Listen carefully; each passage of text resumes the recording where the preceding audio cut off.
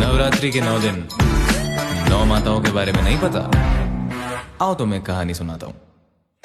पहला रूप शरपुत्री सती रूप अवतरित, तृतीया है ब्रह्मचारिणी शिव को जो समर्पित, चंद्रघंटा वो जिनके मस्तक पर चंद्र विराज विराज, कुष्मांडा माँ सब ब्रह्मांड को खुद से उपाज स्कंद माता का पंचमी सर्व मोक्ष अंतयः, छठवीं माँ कात्यायनी कष्ट रोग सब हरा, काल हरे काल निवारे भूत प्रेत दर कहाँ पे, भय से भी मुक्त सदा हो काल रात्रि जहाँ पे, श्वेत वस्त्र महागौरी अष्टमी को विराजे, सिद्धिदात्री हो नवमी हाथ चक्र वो साजे दोनों।